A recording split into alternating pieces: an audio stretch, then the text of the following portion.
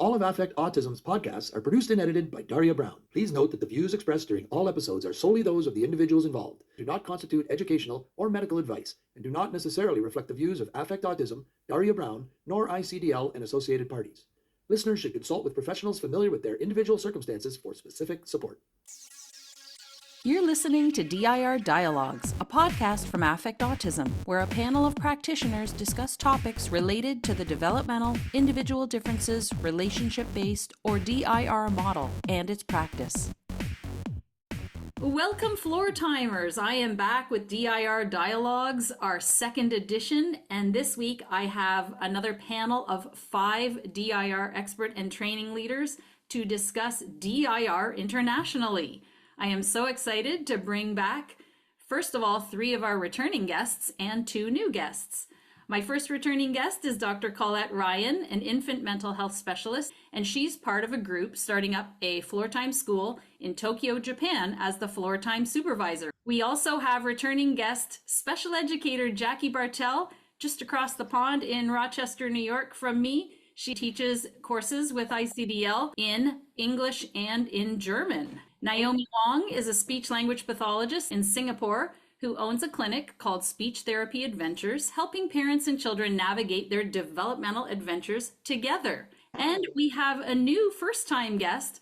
Paola Pacheco is a speech-language pathologist. She has a master's degree in developmental psychology and is currently a doctoral student at the University of Sao Paulo in Brazil. At the university, she conducts several research studies within the DIRFloortime model, running a developmental center in Brazil called Great Kids, where around 100 children undergo therapy based on the DIR model.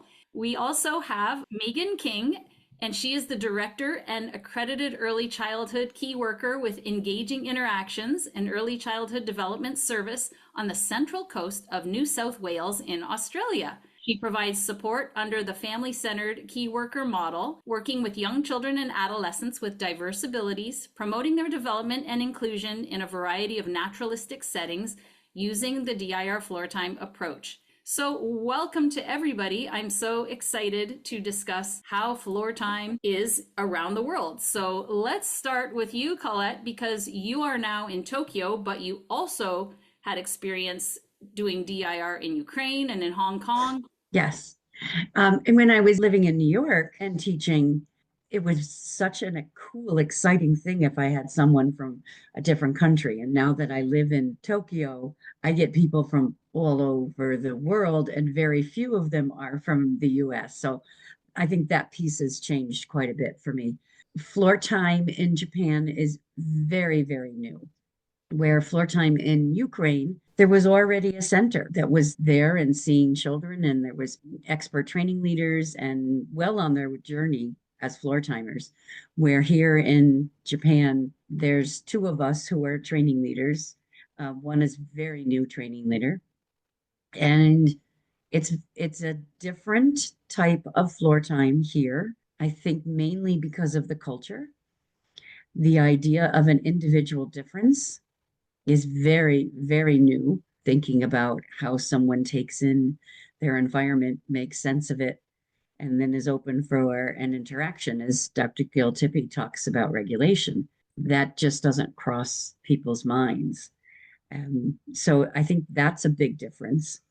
I've been told by many that gaining an understanding of the developmental capacities has been eye-opening for them, just totally eye-opening, and they're starting to understand not just children, but their own peers in the world.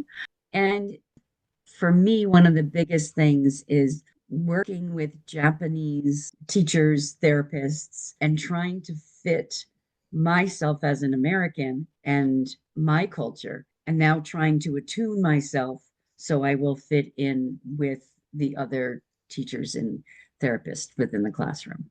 One thing that I'll never forget that you said, Colette, a number of years ago, you had gone to Japan, and I don't know if it was your first time there or what, but you had said, I now know what it feels like to be illiterate, because nothing was written anywhere in English. Everything was in Japanese characters, and you thought about the kids you work with who maybe aren't able to read yet. And I thought that was interesting to be able to put yourself in the shoes and feel that. Yeah. Yes. And it is a strange feeling when you don't know what people are saying to you. And for me, it's because of a language difficulty as far as Japanese to English. But for many of our Mhm. kiddos, it's meaning making.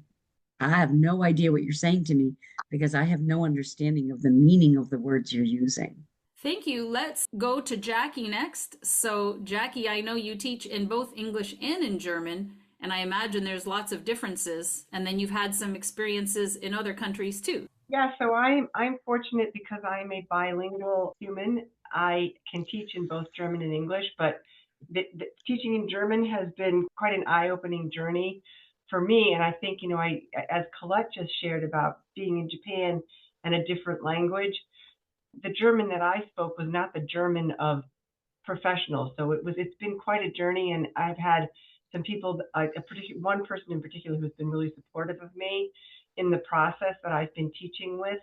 And it's been really exciting to see how DIR is just starting to really explode and flourish in the German speaking countries in Europe. So we're teaching in Germany, in Switzerland, in Austria, and there's also occasionally people from Luxembourg. So one of the things that's been really exciting is that in the German speaking countries, what they've really started to realize is that there's a different way. We can do this a different way. We can support children in a different way, and we can see very different outcomes. And I not only am I teaching in German, but I'm also supporting a pretty innovative school program in Switzerland, and it was opened a year ago. And I was just talking to them, and they have 31 children that are knocking at the door and saying, we want to come in, and can you please come and train in our school because something's happening. And again, they're seeing that there's something different that can be done. So it's really exciting to see it's catching on. And it's, and as I always say, the way that this will grow is one by one by one. And then each person is going to share and move forward with it. So we've got 5 different training leaders who are in Germany, in German speaking countries, people in Switzerland. And so I'm doing some work there. I'm also connected with some people in Italy and supporting the programming that's going on there. And then I move, and I'm working with another training leader to get some things going in India. And that's a very, very different experience because it's a very, very different culture. But when we move from the US to Europe, there are definitely differences, but the differences when you move into India are quite profound in how you have to market training and all of those pieces. But we're making headway, and we've had just doing a 101 and having a couple of people from India join, as well as from other countries in the Asian corner of the world. So it's kind of exciting. And one of the things that I think is really neat is, although I have to change and modify myself depending upon which culture I'm working in, the model maintains its integrity no matter where you go, because functional emotional developmental capacities are a core thing that all human beings have, and all human beings should be given the opportunity to develop.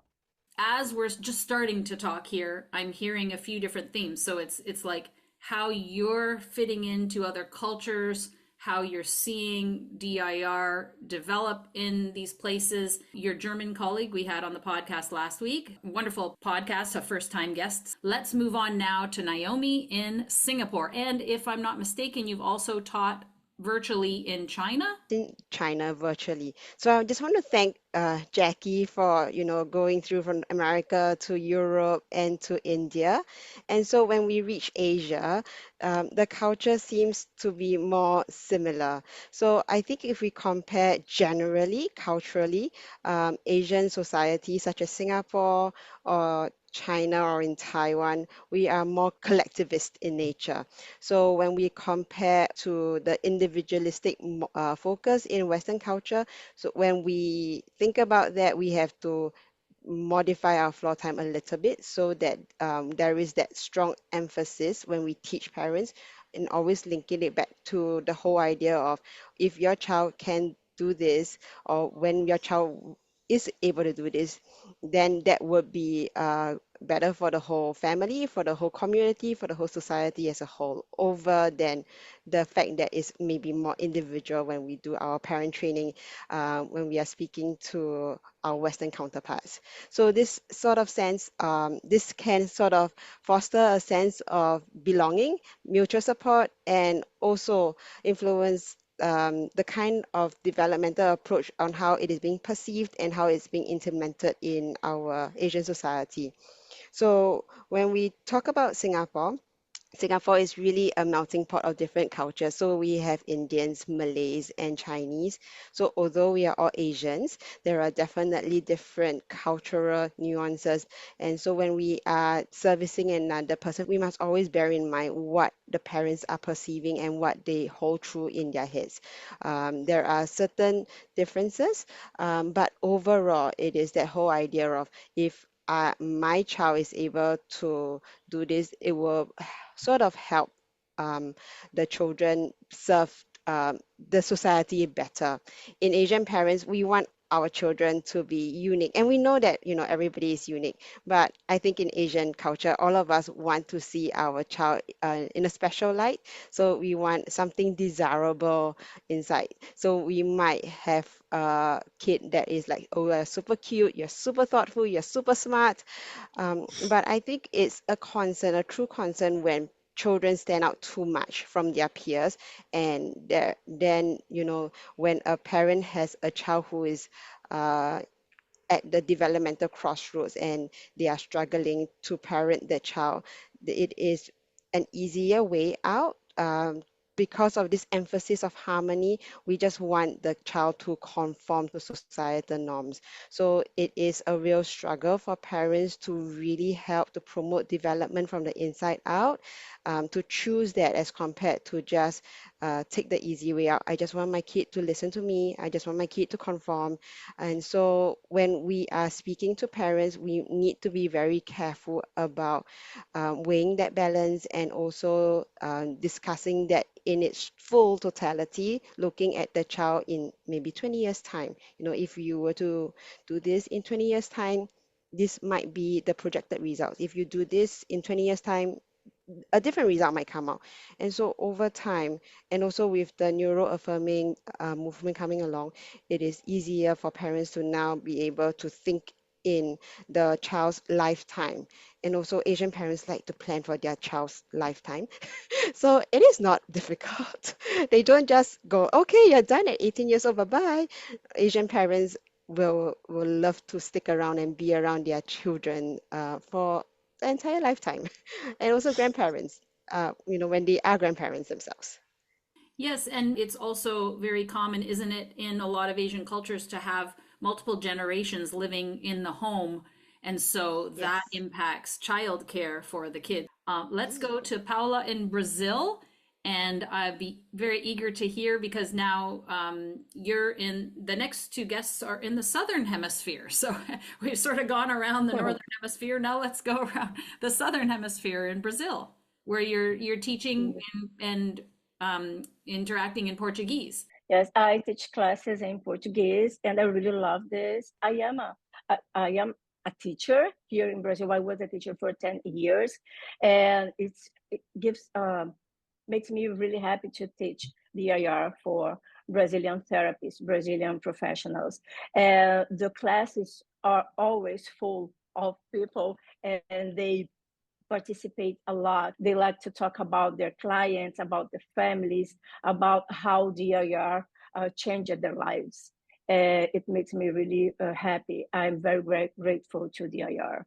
And I run here in Brazil, in my city. In my city, it's called Vila Velha in Espírito Santo state. And I have this development center. And when I start to learn DIR, it was because I was very tired of a behavioral approach. I thought it's not for me. This is not right, and it's not right for me to do with the kids. So I was looking for something to help me to help kids, to give the support for the kids and the families.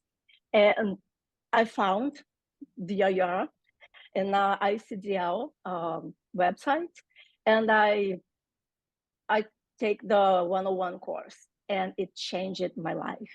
It changed everything. It was very good to my life because I have a daughter and she has ADHD, and it makes me see my daughter in a different way. And I start to work with the DIR here, and it was growing. People was so passionate about DIR, and health insurance was asking me to work for them to apply DIR with the families, and it became huge. And now I have this development center with around 100 kids and families, and we provide not only therapy, because I think DIR fits so well with Brazilian population, because it's about relationship, and we really like relationship. It's like we need the relationship to be next to the other people, to engage and to talk. We like this. We like this to be together. And in my development center, we have individual therapy and group therapy, and we have the place for the parents.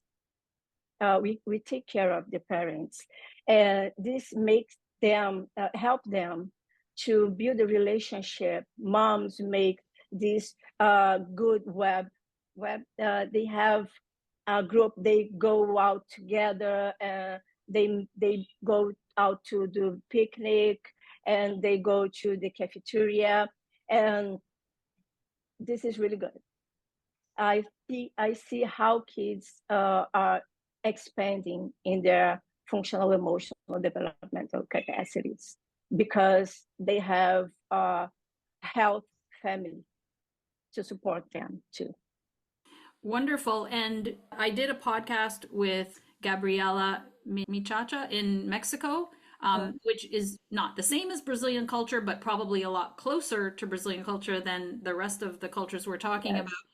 And I'll link back as well to the podcast on regulation in Middle Eastern culture with Nagwa Kader, and she is in Egypt, and she was talking about cultural differences there. So I'll encourage people to look at those podcasts as well to get a feel for DIR and how it works in those cultures as well.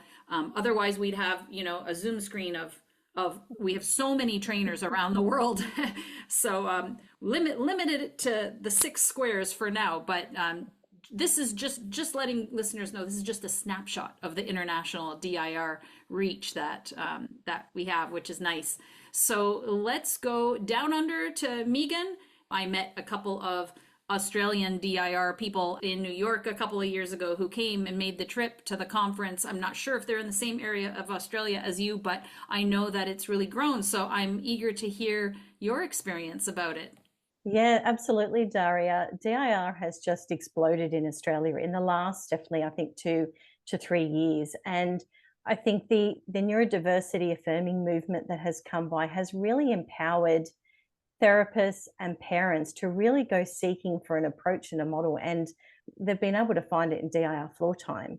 And when I think about however many years ago, I think it was 10, that I started training in Floortime through ICDL, there were not many courses that would suit our time zone. And so as time has gone on, and we now have I think by 5 to 6 training leaders, even a couple coming through in Australia now from ICDL. So we can see that drive for people to be trained in DIRFloortime, and that has certainly carried on from parents having that need to find approaches that are supporting their child and supporting the unique differences of their child. And so I think Floortime, as we know, as we've talked about, does that. And so we're definitely seeing that in Australia.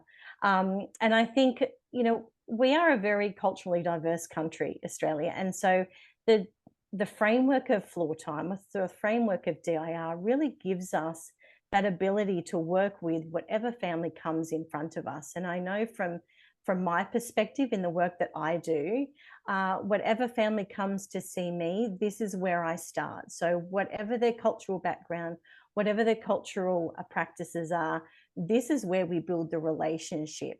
And this is where this relationship starts, which is that R, that beautiful R piece in DIR.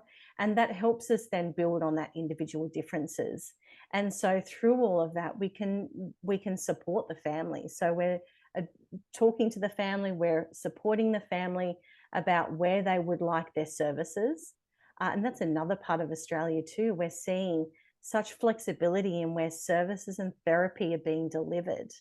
And so I think, certainly from the introduction of our funding scheme, our National Disability Insurance Scheme, which is NDIS here in Australia, one of the main principles of that was that participants of the scheme should be able to access their therapy or anything that they want to do, recreational activities in environments, in naturalistic environments that they want to access. And so that has really opened the doors to so many people recognizing that DIR floor time is so adaptable and the framework can be suited to cultural practices. It can be suited to whatever environment that you're doing floor time in, whether you're in a clinic, whether you're outside, whether you're in nature, whatever it could be.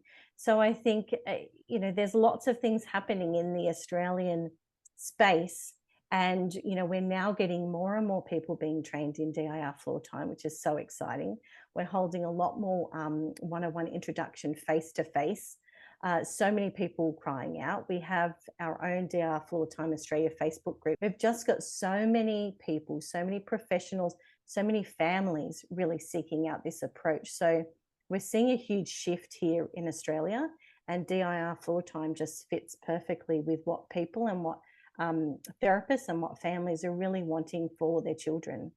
That is wonderful to hear. And I will say, you mentioned about the neurodiversity movement, the neuroaffirming, delivery of services, etc. Podcasts that I've seen lately, new podcasts, seem to be from Australia. There's Reframing Autism. There's a couple of others, and that it's sort of opening up the way for people to look for something that's different. I know also that I just saw a course go through ICDL that Colette will be teaching an Australian course with one of your colleagues too. So being in that time zone now, you have the flexibility to have some other trainers with the new trainers there. So it's amazing. I love hearing the stories of it growing. I wish that it would grow more in Canada too. Let's go back around, and Colette, what came to mind as you were hearing everybody speak? 20-something years ago, Jackie, would we ever have thought that we are going to places like the Ukraine, Hong Kong, Japan, Germany, Switzerland, Italy, Vietnam, all of the places that just the two of us have gone to bring floor time? That's something that, I constantly say, thank you, Dr. Greenspan. But I think that's one of the things that we all need to do, is to thank him for this life, this opportunity that we have had to bring floor time to the world. And Colette, as you're talking, and one of the things that jumped at me is that none of us, as we shared, talked about affect.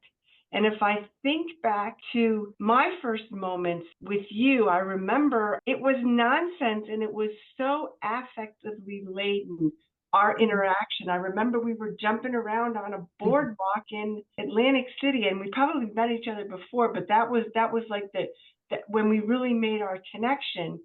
And I think that because we've let that affect flow out of us, we've built relationships. And I think that that's such a central component of this model.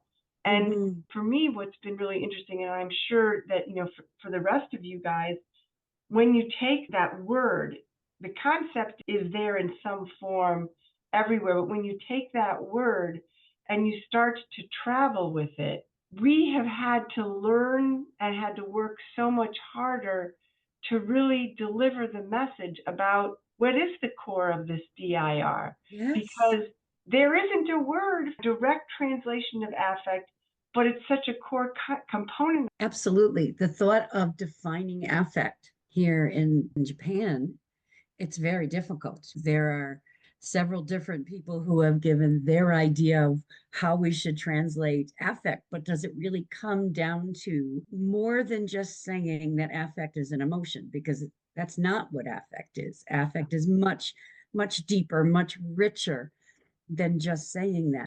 That's an integral part of the work that we do.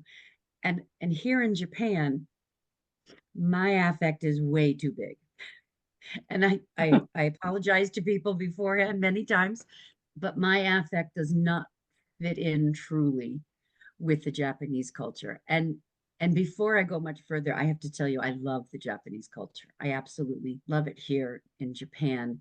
And the work that I'm getting to do at our school, the neurodiversity school in Tokyo, is as much like what Jackie was saying, where we have people banging down our door saying, please let us in. And so we have these magic things going on in our school, but we are very different than what the typical school experience is in Japan. And we realize that. Part of our plans include research and spreading into other areas of Japan. And Yeah. speaking of affect, I think of how Nagwa said in her podcast that Jackie Bartell calls our Middle Eastern affect fluorescent. I'm eager to hear your thoughts, Naomi, having heard what Colette said about Japan being in Asia Yeah. yourself. Yep. Maybe I can give it a color. So it might be pastel, I would say. Pastel, that's the range. Yes, so it's muted. It's quite dialed down, but it's still colorful. Yeah, as Jackie was saying, I remembered like how it was like for me to connect all the English words, and AFAC was one of those that I really had to deep dive into when I think about it. I think all of us go through this because we are from different cultures and trying to really figure out what Greenspan was referring to when he was saying AFAC, because I think other than Colette and Jackie, none of us really stayed in the US for a prolonged period of time. So when he described those things, we have to see it for ourselves. So I went through 101 knowing the theory, and it was in 201 when people started showing videos of AFAC and listening to the training leaders commenting, and that's where you are sort of thinking and absorbing and reflecting on what AFAC really meant to each person. And over time, as you watch more videos and as you sharpen the understanding, that you come up with your own idea. So it is AFAC to me is a word that has lived experience, because obviously my own mom was very affectionate with me. She wasn't one that sort of, needed us to conform quite that much. Yeah. So that gave me, I don't know, a head start in my childhood, I suppose, when compared to this model, of Mhm. course. Yeah. So I think it's a lived experience that once you have seen and you have tried and you sort of, get it going with the kids that you are with, and you are trying, is it too big? Is it too small? How can I still be effective even though I'm not loud? How can you vary your effect to suit the individual culture, to suit the individual difference of that child? I think that's what makes floor time so wonderful, because it fits into every different culture and it fits into every individual, because we are always tailoring to the individual difference. And despite the cultural differences, everybody's experience is emotional. That's what truly makes us human, doesn't it? Like, it's the quality of that relationship that is universal. In Asian culture, we might not, give people hugs. We might not be effective like what Colette and Jackie described their first meeting. Like, they would shout and they would, yeah, I know, right? Like what Jackie is gesturing, she's like waving her hands.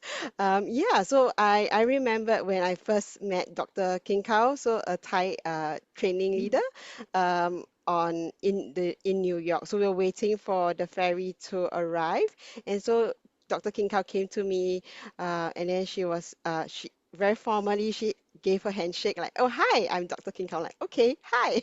So we are very different in terms of culture, very muted, but it's still effective exchanges that we experienced. And I think if we take that understanding and knowing that, it's still effective, but it's a different effect that we exchange and we enjoy and we have that mutual joy with, I think we can then tailor our interaction to suit whichever culture. But of course, that really challenges us to learn about that culture. Yeah. And if I think about Paula in Brazil, I, think of the stereotypic Brazilian, at Mardi Gras and having a great old time and, hugging each other all the time and everything. So how do you relate to what you've just heard from the others? Yeah, and we have to be very careful with that, because when someone comes so very excited, wants to hug everyone, and I say, think about individual differences, because maybe the kids doesn't want this hug. Yeah, so think about your individual differences and the kid individual differences. I'm learning a lot with every culture, and I like to do this.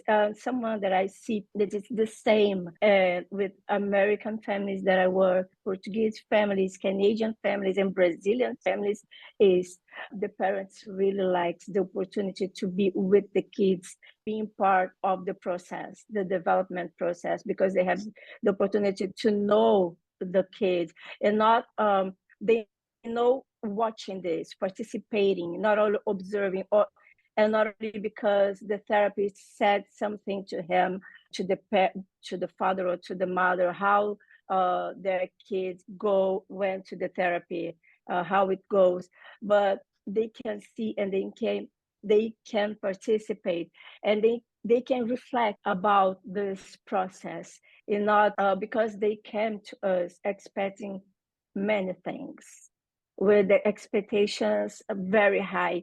And when you talk to them, maybe it's not enough only to talk, but when they are part of this process, they can see and they can understand.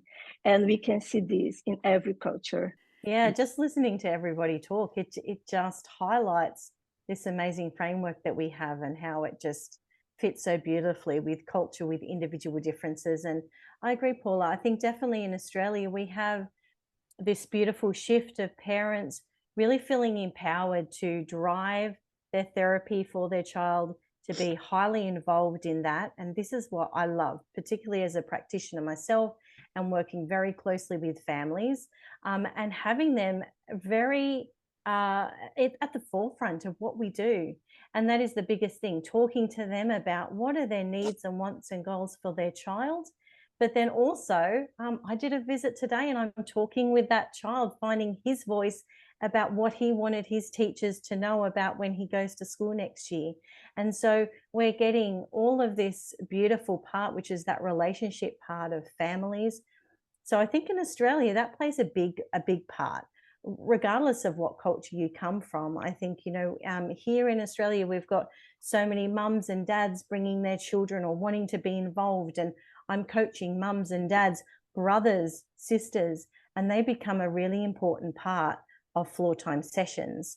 And so I think that plays a really big part, and where they want their sessions to be held. Where do they want Floortime sessions to be held?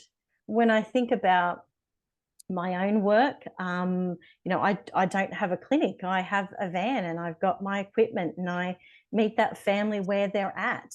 And I think, like I said, there has been that shift back from, of course, there's still important clinic visits to be had for children, and so many amazing things happen in those clinics. But we're now seeing parents have that empowerment to say, but I'd really like my session to be at the park because little Johnny has some troubles connecting with this person when he wants to climb on the slide or something like that. Or I'd like little Johnny to get to be able to engage with his peers in his early learning environment. Last year I had a child, an adolescent, actually, he's 14. I'll call him Johnny for the purpose of this. And his mum texted me and said, oh, we're at the beach. It was in October, so it was not quite hot enough to swim, but just cold enough to, we couldn't swim, but you could go to the beach. And that's the joy of the Australian climate here. You can go to the beach and be in the bush or anywhere 365 days in the year. But this mum texted me and she said, oh, we're sitting at the beach, and Johnny was just playing with the sand, and he had a concerned look on his face, and he's saying, I don't know. And mum took this as though he seemed really confused about what he could do with the sand.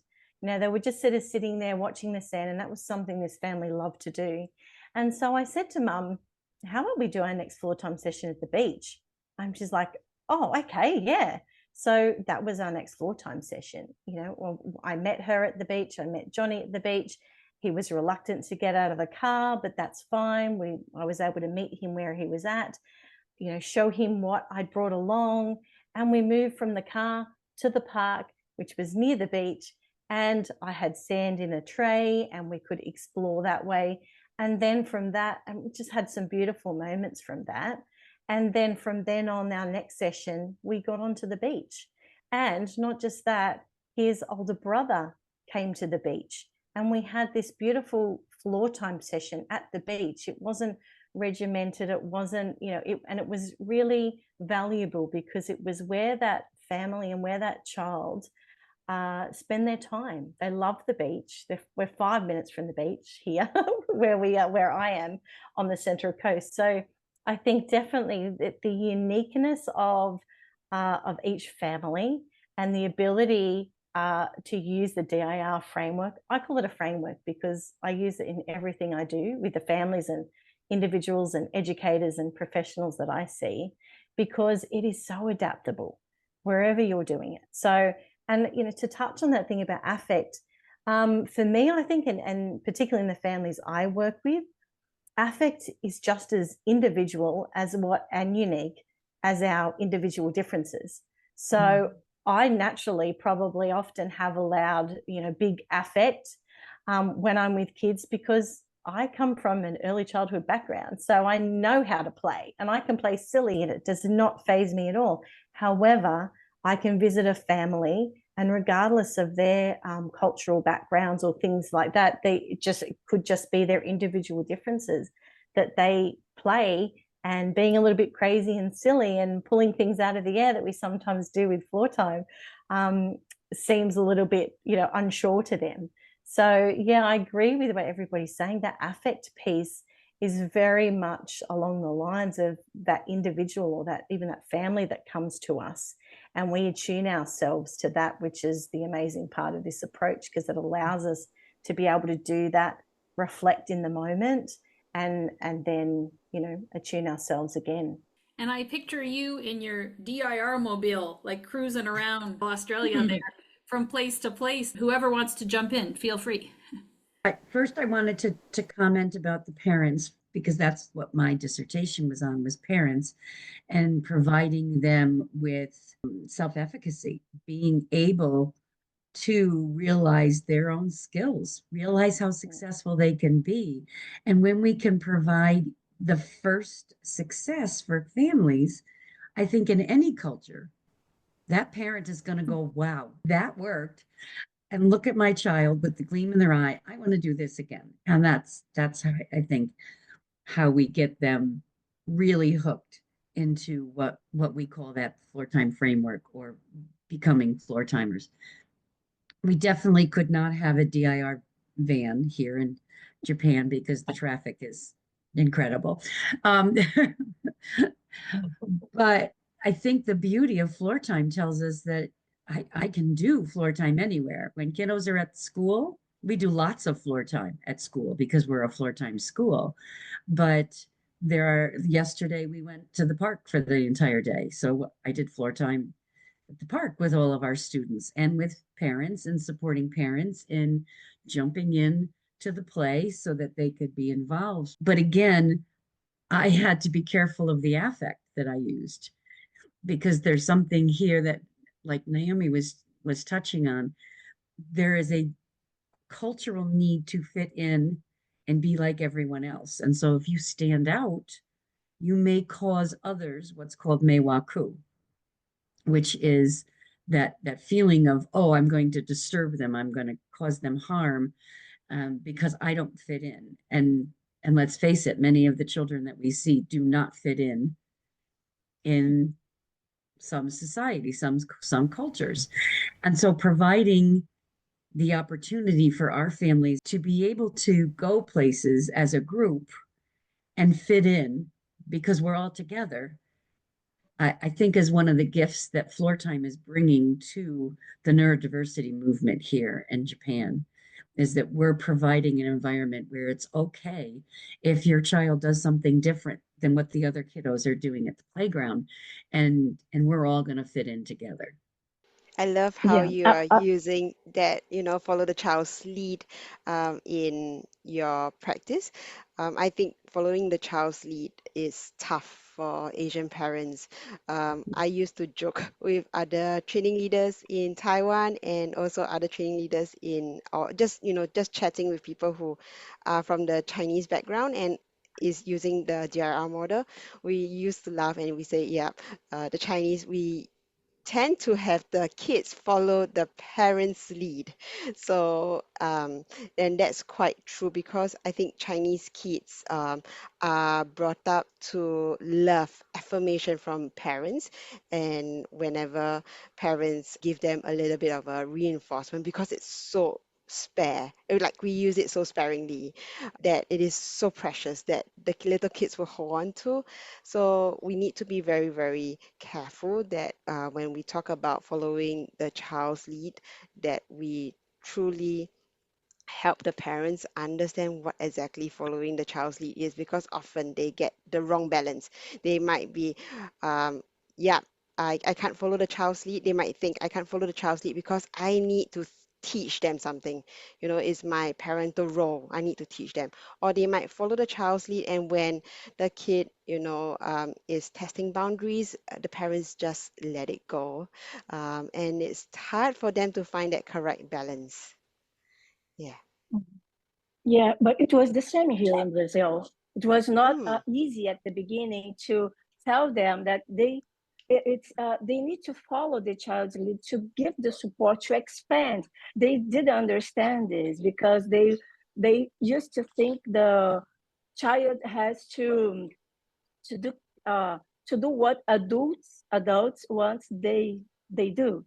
Yeah, mm, because a child has no voice, yeah. adults have a voice, and this is yeah, they used to think like this, but when we start to talking why we have to follow the child's lead, yeah, they become to us start to understand about this.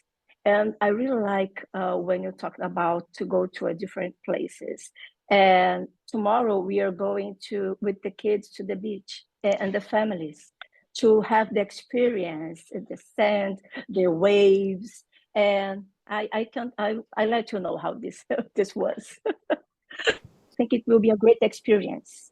Yeah, absolutely. I think this is because of this shift that we've seen here in Australia with parents advocating so beautifully for their children because of this neurodiversity affirming movement and knowing their child so well and knowing the uniqueness of their child. And therapists also, so many therapists are seeing this now. And you're seeing it as well, Daria, if you're following a lot of Australian people over here, a lot of autistic, adult autistic individuals here, where they're talking about their experiences. And so I think that has been such an imperative thing for parents to feel in their skill set that they can advocate for their child. I think now the challenge we have is the shift of when they move to school. But what we're seeing, Daria, I remember you mentioned at the start of the podcast where you'd met some people from Australia, and they, I believe, were from Victoria. I'm from New South Wales, and I believe they were from a school. So there's some amazing things happening. I support children in schools and I go and see them in schools, but I don't work within a school. So I know that there is lots of yes, Naomi knows her. That's right, Diane Townsend. Yeah, so she's having lots to do with that connection from what we're seeing in that early space of children with their parents and families accessing the therapy that they want, in line with their children's individual differences, and then moving that into school. We're seeing a little bit of my feeling is seeing a bit of a disconnect there, where schools, and it's slowly coming. It is very slowly coming. Like I said, we're seeing some amazing things happening in that space with teachers becoming DIR Floortime trained. When I did it, I think I was training mostly with OTs and speech therapists and psychologists and allied health over here, whereas I'm seeing and even now mentoring early childhood professionals, so people that have come from and who work in either the early years of school or even before that, early learning environments, which is a really crucial part, because many of our children over here in Australia access those mainstream, which is fantastic because they're connecting with peers, and they have support staff in that and supporting and training that. So that is probably my niche. I find really important that I try and advocate for, and listening to Jackie's advocacy presentation at last year's conference really just lit a bit of a fire in me, because I think definitely that is, for me, supporting the early childhood environments, and when I go to schools, supporting them as well to highlight the DIR approach and talk to them when they can see what I'm doing with a child, and then I can talk to them about, well, this is called the DIR Floortime approach. Yeah. And when you mentioned that you trained a lot with OTs, one of the podcasts I listened to is Spirited Conversations, and it's 2 Australian OTs with an American OT. So that's a great one that I'll plug if people listen to that, and all the OT stuff that's there, that's so important too. But I'm interested in your opinion, Jackie, on the input on schools, being an educator. If you have, and didn't you go to Guyana or somewhere and do a floor time training as well? Yeah, not Guyana, Ghana. I went to Ghana. Okay.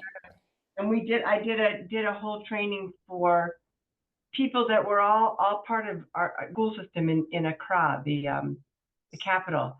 Schools are sort of the next frontier, if you will, because when you start to think about DIR and DIR floor time, and and the framework, the philosophy, floor time, DIR, schools are a new frontier because all of that framework was easily accessible by people in the mental health field, by OTs, by PTs, by speech pathologists that have a more therapeutic and a clinical lens. When you start to get into schools, there weren't a lot of educators, although here we are. There's, Colette and myself and Megan, we all sort of started out in that vein, because education is not a clinical process. It's a pedagogical process. And DIR fits in quite beautifully into that pedagogical process. There has to be a bit of a shift, because you can do floor time in a school, but a school there are still components of a school, that you're in a group. You have to learn how to manage a group through the lens of DIR floor time, through the lens of individual differences. In an ideal world, every school would be a floor time school, but there's a lot of work that we have to do, and a lot of paradigms that we would have to shift to get that to happen. So we are now, thinking about, how do we take this and bring it into the paradigm of a school and see if we can shift some of that. Really, one of the big things that you have to do is that you have to shift this, what I call this arbitrary need for compliance to go, an arbitrary set of standards, goals, instructional strategies, and behavioral expectations for how children should look when they're learning. And I think that we're on a really good path, because, if we just listen to what Megan just shared about, Diane's work, it's happening, and we have more and more educators who are curious about, well, how do I do that? So I think that everybody who's listening to this podcast, start talking to the people in your communities about it, because it really does make a difference when we can bring that into school. And all of my work that I did as an educator, I worked in a public education system. I was in a public school. I didn't work in a private school. I didn't work in a DIR school. I worked in my classroom. I used DIR is what drove me, but it was still within the frame of the public educational system here in New York State. And that role of a teacher, we take that so directly. We're going to teach.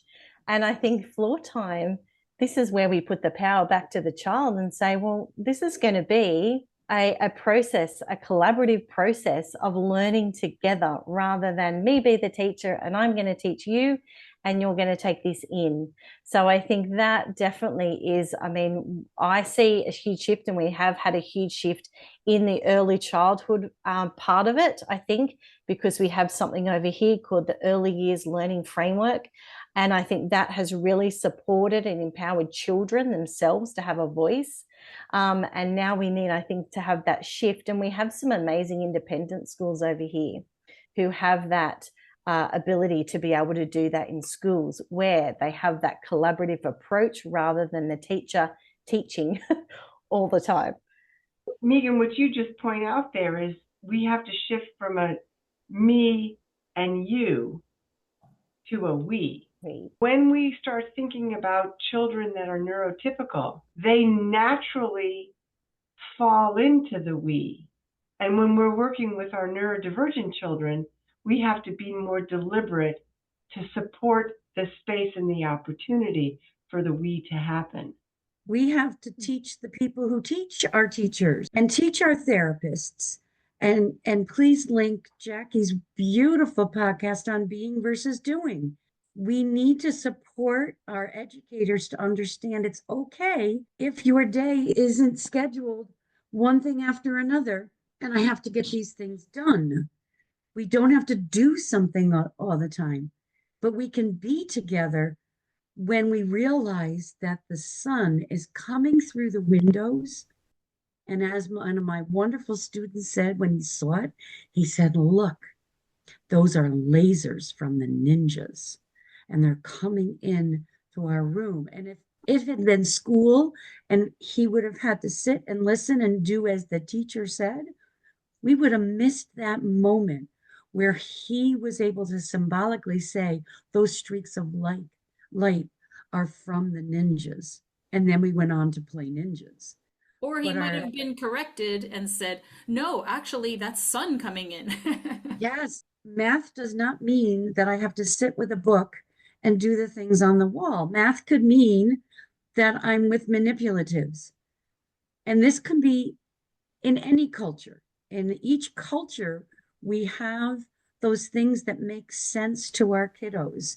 With Megan, with being outside, if your math lesson is about seeing how many seashells and which one is bigger and which one is smaller, who's to say that's any different than us looking in a book and reading out the definition of big and small, and then having to do a worksheet circling which one is big and which one is small. So it goes back further than just what our teachers and therapists are doing within our schools and clinics. It goes back to our understanding of what education needs to be. And circling which is bigger on the sheet doesn't have that emotional meaning making like you were talking about earlier, that meaning making of understanding, like, and being emotionally invested in, like, cool, look at this cool shell, and oh, look at this one, it's harder, it's softer, it's bigger, it's smaller, it feels smooth, it feels bumpy, or whatever. And just that whole experiential learning. And I'm going to link in the blog post for this to the podcast with Dr. Gil Tippy on good autism education is just good education. I was talking about education, and what Colette said is so important. Kids need to have motivation, because schools can not be fun. They can be like prison sometimes. And if you give them the motivation to learn and change how they can learn, I think this is everything, motivation. And here we go to schools to talk to to teachers and pedagogues to talk to them about DIR to see if they can change their minds and if they can change the way they teach kids, if they can see what and validate what kids bring to them and build the knowledge with this. Any last thoughts while just before we wrap up that you wanted to get in that you didn't get to say? I want to thank the pioneers in each country. I want us to think about that person who was all alone in their country and they found out about Floortime and they said, I'm going to bring this to our country. And I'm just going to take that opportunity to give thanks to our dear beloved late colleague Kashina Holder, because in watching her memorial service, we saw the effect that she had in Barbados, because I was very surprised, happily surprised to hear them talk about Floortime and the DIR model, and they're going to continue it on. You can see that. So thank you for bringing that up, Colette. And you can definitely get, promote development through a different lens. You don't have to do it like how your parents did it. All roads lead to Rome. I think that's very true. And I love how DIR is growing along with our ability to connect with each other worldwide, because ICDL trains virtually, so training throughout the world, and it's allowed all of us to be together at ICDL's October DIR Floortime conference. We have people from all over the world sharing videos and sharing experiences, and it's wonderful when we all get to come together in person too. But it really allows us to feel like we have a community and you can be supported in doing Floortime wherever you are. I'm just super excited to see where DIR Floortime can go in Australia. It's been here for a long time, but just this momentum I can see building and where that will lead us. And I think, myself and the other training leaders that we have, amazing training leaders doing Floortime in amazing ways, is just so important. And, we're keeping up with that advocacy of it because we believe in it so much. Well, thank you all so much for making the time to be here and discuss this. Thank you so much, everybody. This episode of DIR Dialogues is made possible with the generous financial support of Affect Autism's members at patreon.com/affectautism and of the International Council on Development and Learning, ICDL.com.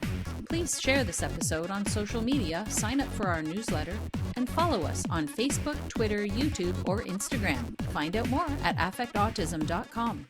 Coming soon to ICDL's DIR Parent Network by popular demand. New parent-led parent support meetings in Spanish, bi-weekly on Fridays at 1:00 p.m. Eastern Time starting March 28, 2025. Spread the word. You can learn more and register for the Parent Network at affectautism.com under the Events menu or at icdl.com under the Parents menu. You've been listening to DIR Dialogues from Affect Autism. If you have an idea for a DIR dialogue topic, please shoot me an email. Thanks for listening.